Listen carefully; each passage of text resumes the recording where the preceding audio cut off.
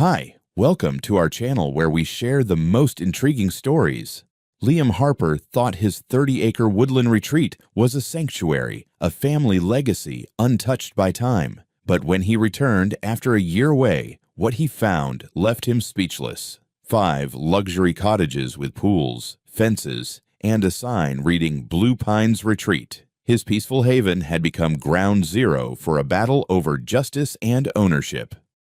Liam Harper leaned back in his car seat as the winding road cut through a dense forest of towering pines. The late afternoon sunlight filtered through the leaves, casting flickering patterns on the hood of his truck. The air smelled of pine needles and damp earth, a stark contrast to the sterile urban air he had left behind. This was his escape, his inheritance, a sprawling 30-acre woodland that had been in his family for generations. His father had often spoken of the land with reverence, recounting tales of its natural beauty and the tranquil life it promised. It had been passed down from Liam's grandfather, who had lived out his final years tending to the property. For Liam, this was more than land. It was a connection to his roots, a place where he hoped to build his future away from the noise of city life. The property included a charming yet slightly dilapidated ranch-style house nestled near a bubbling stream. The house was surrounded by open meadows, clusters of wild flowers, and a forest that stretched far beyond what the eye could see. A small wooden bridge spanned the stream, leading to trails his grandfather had carved out decades ago. While the house needed repairs, Liam saw its potential and felt a growing excitement as he imagined breathing new life into it. Over the past year, however, life had taken him elsewhere. His demanding tech job in Seattle had kept him tethered to the city, and his visits to the property had been infrequent. Now, with a remote position allowing him more freedom, he decided it was time to settle here permanently. It felt like the right moment to embrace this peaceful retreat fully and restore it to its former glory. As he approached the house, the sight of its weathered exterior stirred mixed emotions. The cedar siding, once vibrant, had faded, and the roof bore the scars of countless seasons. Still, the structure stood strong, a testament to his grandfather's craftsmanship. He parked the truck and stepped out, inhaling the crisp air that felt worlds apart from his previous life. The next few weeks were a whirlwind of activity. Liam threw himself into the work of repairs, fixing the roof, repainting the walls, and bringing modern utilities into the rustic home. Each day brought a new sense of accomplishment as he began to feel truly at home. The land, too, seemed to welcome him back. The stream sparkled under the sun, birds sang in the trees, and deer occasionally wandered into view. But the land was vast, and Liam had only begun to explore its reaches. On his third week back, he decided to take a day to venture deeper into the property, past the meadow, and toward the distant tree line. He loaded his ATV with supplies, including a map of the property boundaries his father had once shown him. The document, marked with clear orange lines, outlined the extent of his family's land. As the ATV roared to life, Liam felt a surge of anticipation. This was his chance to reconnect with a place that had been a part of his family's legacy for decades. But what he would find beyond the tree line would soon turn his peaceful sanctuary into the setting of a battle for justice and ownership. Liam navigated the bumpy trails on his ATV, the cool forest air rushing past him. As he ventured deeper into the woods, the hum of the ATV faded into the natural symphony of rustling leaves and distant bird calls. The trees became denser, the terrain more rugged, and he felt a sense of adventure. For years, this part of the property had been untouched, a slice of wilderness that belonged entirely to his family. He stopped at a clearing near the property's eastern boundary, checking his map. The orange markers his grandfather had installed decades ago were still visible, though slightly faded. These markers had always been a clear indication of where their land ended and the outside world began. But something strange caught Liam's eye, a wooden post that didn't look like it belonged. Curious, he drove closer, and soon the trees gave way to a sight that made his stomach drop. In the middle of his land stood a modern 2-story cottage, complete with a freshly painted deck and a manicured lawn. A low fence surrounded the property, and a small sign near the gate read, "Blue Pines Retreat." His heart pounded as he processed what he was seeing. Who had built this? And why? His confusion deepened as he rode further along the boundary line. To his disbelief, he discovered not one but 5 cottages spread across the area. Each was neatly fenced in, with signs advertising them as part of a rental retreat. The cottages were complete with pools, patios, and even gravel parking spaces. Liam's land, his family's land, was now a bustling commercial property. As he tried to make sense of the scene, he noticed movement near one of the cottages. A young couple was lounging by the pool, laughing and enjoying themselves. Liam approached them cautiously, unsure of how to address the situation. "Excuse me," he called out, and the couple turned toward him. "Can I ask what you're doing here?" The man smiled, assuming Liam was part of the operation. "Oh, we rented this place for a long weekend. It's amazing, so peaceful and private. We found it on a vacation rental site." "Vacation rental site," Liam repeated, his voice tight. "Do you know who owns this place?" The woman shrugged. "We booked through someone named Karen. She handles the rentals. Lovely lady, very professional." Liam's mind raced. Karen, his neighbor down the road. He had met her briefly a year ago when she welcomed him back to the area. At the time, she seemed friendly, complimenting his property and expressing admiration for its beauty. But now it appeared that admiration had turned into something much more sinister. He asked for Karen's contact information, which the couple willingly provided. Taking a deep breath to calm his rising anger, Liam dialed the number. The line connected, and a cheerful voice answered.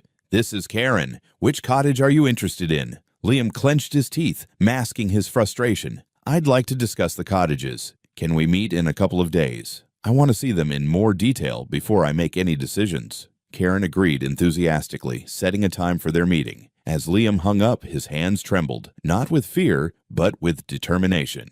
Over the next 2 days, Liam prepared for the confrontation. He contacted a local surveyor to verify his property lines and document the placement of the cottages. The results left no doubt. Every single building was on his land. Armed with these findings, he filed a report with the local authorities and hired a real estate attorney to draft a lawsuit. Karen's actions were not just a breach of property rights. They were a blatant attempt to capitalize on what didn't belong to her. The cottages, the fencing, the landscaping, all of it was unauthorized. Worse, the attorney estimated that the financial damages, including the cost of removing the structures and restoring the land, could exceed $1.5 million. As the day of their meeting approached, Liam steeled himself for the battle ahead. He knew he had the law on his side, but Karen's audacity suggested she wouldn't back down without a fight. This was no longer just about the cottages. It was about reclaiming his land and protecting his family's legacy.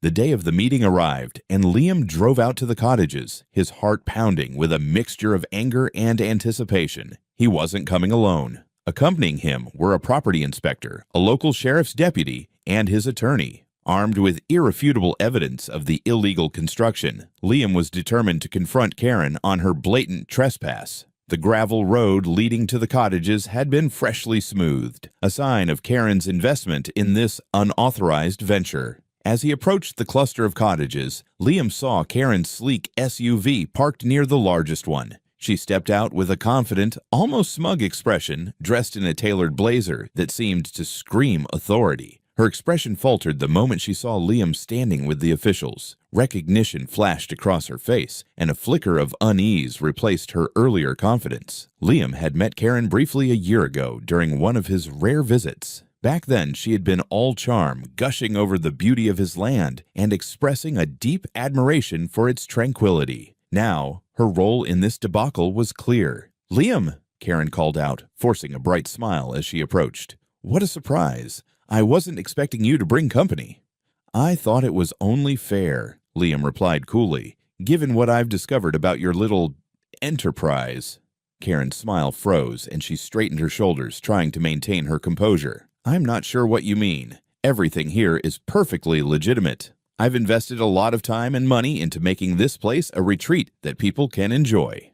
Liam motioned toward the sheriff's deputy, who handed Karen an official document. Her expression darkened as she skimmed the papers, her lips tightening with each line. "This is a formal notice," Liam explained. "You have 14 days to remove all structures from my property. Additionally, we've filed a lawsuit for damages exceeding $1.5 million.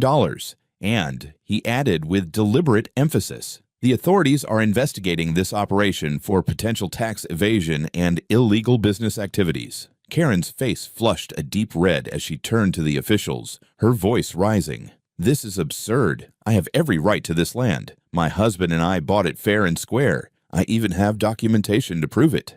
"Then you won't mind showing it to us," Liam's attorney interjected, his tone sharp. Karen rummaged through her handbag, producing a set of papers and thrusting them toward the attorney. As he examined them, his frown deepened. "These documents are highly suspect," he said after a moment. "They claim that Liam's father transferred ownership of this portion of the property to you before his passing. Conveniently, there's no record of this transaction in the county archives." Karen's voice grew shrill. "It's not my fault if the records were misplaced. This land is mine now, and I've done nothing wrong." Liam stepped forward, his voice calm but firm.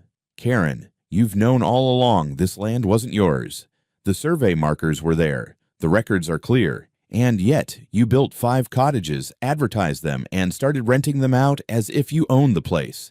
This isn't a misunderstanding, it's theft." Karen's composure cracked further. "You don't understand how much I've invested in this. Do you know how much money these cottages bring in? They're fully booked for the summer." "That's not my problem," Liam replied. "What you've done is illegal, and now you're going to face the consequences." The sheriff stepped forward, his voice steady. "Ma'am, you'll need to comply with this notice. Failure to do so will result in further legal action, including potential criminal charges." Karen's confident facade shattered entirely as she realized the weight of the situation. Her gaze darted from the documents in her hands to Liam's resolute expression. With a venomous glare, she spat, "This isn't over. I'll see you in court." Liam simply nodded. "That's exactly where this is headed." As Karen stormed back to her SUV, Liam felt a sense of vindication. This was far from over, but the first battle had been fought, and he had the upper hand. Liam had anticipated that Karen wouldn't back down easily, but he hadn't expected just how far she would go. A few days after their confrontation, his attorney notified him that Karen had officially filed a counterclaim. In her lawsuit, she accused Liam of defamation, harassment, and attempting to steal her lawfully acquired property. What surprised Liam even more was the court's acceptance of the suspicious documents Karen had provided, temporarily halting the removal of the cottages until the ownership dispute could be resolved. "It's a delay tactic," his attorney Emily explained during a late-night strategy session. "She knows those documents won't hold up under scrutiny, but by filing this counterclaim, she's buying time and putting pressure on you." The next few days proved Emily right. Karen began escalating her efforts to intimidate Liam. Passive-aggressive messages started showing up in his mailbox, and he noticed Karen's SUV idling on the road near his driveway more than once. Then one evening, she showed up at his door, accompanied by her attorney. Liam greeted them cautiously, with his phone's recording app discreetly running in his pocket. Karen was surprisingly cordial at first, offering what she called a reasonable solution. "We don't need to drag this into a lengthy legal battle," she said with a forced smile. "Here's what I propose. I'll pay you $200,000 up front, and you let the cottages stay. You'll even get a cut of the profits each month. It's a win-win for both of us." Her attorney nodded in agreement. "This is the best way forward for everyone. The documents we've provided prove Karen's legal claim to part of this land. Fighting this in court will be costly and time-consuming, with no guarantee of a better outcome." Liam raised an eyebrow, his voice calm but firm. "The only documents I recognize are the ones showing this land has belonged to my family for generations, and I'm not interested in making a deal with someone who built on my property without permission." Karen's smile wavered, replaced by a flash of irritation. "Fine. How about $500,000? That's more than generous, considering your land was just sitting here unused before I brought value to it." Liam stood his ground. "This isn't about money. It's about respecting what doesn't belong to you. My answer is no." Karen's attorney leaned in, his tone shifting to one of veiled threat. "I'd think carefully before rejecting this offer. A prolonged legal battle could get ugly, and who knows what might happen while we wait for the courts to decide." Liam's jaw tightened. "Is that a threat?" The attorney backpedaled, forcing a chuckle. "Of course not. Just food for thought." Liam held the door open.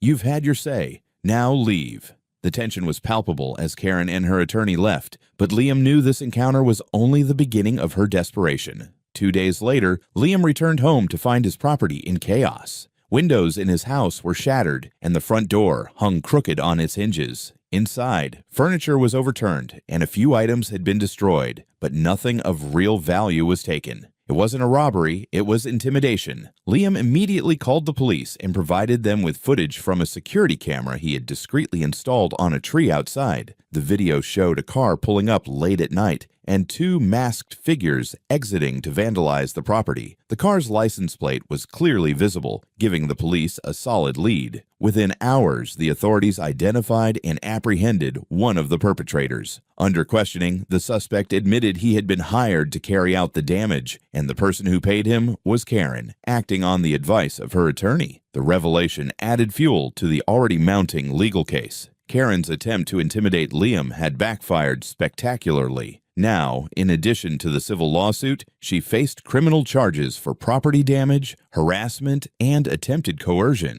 As Liam reviewed the updated legal filings with Emily, she couldn't hide her grim satisfaction.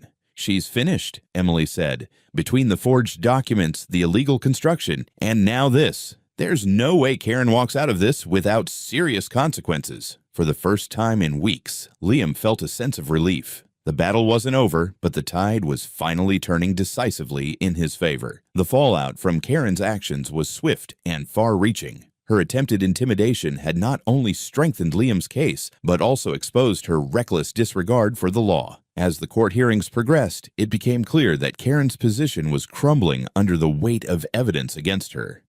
The first blow came when the judge reviewed the so-called transfer documents Karen had submitted. Forensic analysis revealed that the papers were forgeries, hastily fabricated to support her claim. Her attorney, who had been complicit in the scheme, was disbarred and faced criminal charges of his own. Karen, meanwhile, was charged with fraud and tampering with evidence, adding to her mounting legal troubles. The court ordered an immediate halt to all commercial activities on the property. The cottages, once bustling with guests, now stood empty, their cheerful exteriors a stark reminder of Karen's overreach. With the criminal charges piling up and the financial strain of the lawsuits, Karen's once confident demeanor vanished. Liam, on the other hand, began to see the first glimmers of justice. The court ruled in his favor, declaring Karen's construction illegal and ordering her to remove the cottages at her own expense. She was also required to restore the damaged land to its original state, including replanting trees and repairing the disrupted soil. The compensation for damages, legal fees, and punitive charges totaled over $2 million, a crushing blow for Karen. But the consequences didn't end there. Karen's reputation in the community was irreparably damaged. As news of the case spread, neighbors who had once admired her ambition began sharing their own grievances. Stories of her manipulative tactics and entitlement painted a clear picture of someone who had long relied on intimidation to get her way. Liam, by contrast, found himself gaining respect and support from the local community. Many neighbors reached out to express their solidarity, offering help with the restoration of his property. Local volunteers joined him to clear debris left behind by the cottages and prepare the land for replanting. One neighbor even donated seedlings from their own property to help replace the lost trees. The process of restoring the land wasn't quick, but it was rewarding. Liam worked tirelessly alongside the volunteers, slowly bringing the property back to its former glory. The sight of new trees taking root and the return of wildlife to the area filled him with a profound sense of accomplishment. Beyond the physical restoration, Liam also found a renewed sense of purpose. The experience had tested his resolve and forced him to stand firm in the face of adversity. Though it had been a long and grueling battle, he had emerged stronger and more determined to protect what was his. Karen's fate, meanwhile, served as a cautionary tale. With her finances in ruins and her reputation shattered, she was forced to sell her own home at a significant loss to cover the court-ordered damages. Rumors swirled that she had moved out of state to live with a relative, far from the community she had once tried to dominate. For Liam, the conclusion of the ordeal was more than a personal victory. It was a reminder of the importance of accountability and the power of standing up for what's right. As he sat on his porch one evening, watching the sun set over the newly restored land, he felt a deep sense of peace. The forest, quiet and resilient, seemed to echo the lessons of the past months. That justice, though sometimes slow, always prevails when one is willing to fight for it. Liam stood at the edge of his property, the early morning mist curling around the newly planted trees. The land, once marred by illegal construction and reckless intrusion, was beginning to look like its old self again. The vibrant greenery and gentle rustle of leaves felt like a triumphant return to peace. A victory not just over Karen, but over everything she had tried to take from him. The legal battle had been grueling, stretching over months and testing Liam's patience and determination. But in the end, justice prevailed. Karen's elaborate schemes to claim the land and profit from it had crumbled under the weight of truth and law. The cottages had been dismantled, leaving no trace of the unauthorized retreat. The scars they had left on the land were being healed, tree by tree, thanks to the support of Liam's neighbors and volunteers. As Liam reflected on the journey, he couldn't help but marvel at how much he had learned about himself. What had started as a confrontation over property had evolved into something much larger, a fight for legacy, integrity, and accountability. He had stood firm in the face of manipulation and intimidation, refusing to be bullied into giving up what was rightfully his. Karen's downfall served as a stark reminder to the community about the consequences of arrogance and entitlement. Her desperation to cling to a facade of success had cost her everything: her finances, her reputation, and even her home. With her attorney disbarred and criminal charges hanging over her, Karen had vanished from the area, leaving behind a legacy of shame. For Liam, the ordeal also brought unexpected rewards. The once distant neighbors had rallied around him, forming bonds of solidarity that extended beyond the boundaries of his land. They had shown him the true meaning of community, proving that even in the face of conflict, people could come together to support one another. Liam also found himself more connected to his family's legacy than ever before. His grandfather's stories about the land had always been tinged with a sense of pride and responsibility, and now Liam truly understood why. This wasn't just a piece of property, it was a part of his identity, a reminder of the values his family had instilled in him: resilience, respect, and the importance of protecting what matters most. As he walked back toward his house, Liam paused by the bubbling stream, watching the sunlight dance across the water. He felt a sense of closure and accomplishment that went beyond the restoration of the land. He had not only reclaimed his property, but had also reclaimed a part of himself: his strength, his resolve, and his connection to nature. The legal precedent set by his case gained attention beyond the local community. Stories of his battle against Karen inspired others to stand up against overreach and illegal activity. Liam even agreed to speak at a local town hall, sharing his experience and encouraging others to stay vigilant and informed about their property rights. Now, as the seasons turned and the trees he had planted began to grow, Liam looked to the future with optimism. He planned to stay on the land, continuing to nurture it and honoring the legacy passed down to him. The forest that had once been a source of conflict had become a symbol of resilience, its beauty and strength mirrored in the man who fought to protect it. On quiet evenings, Liam would sit on his porch, the air filled with the sounds of rustling leaves and chirping crickets. The land was his once more, and with every passing day, it reminded him of the simple yet profound truth he had come to understand. When you stand firm for what's right, even the toughest battles can be won, and the peace that follows is worth every struggle.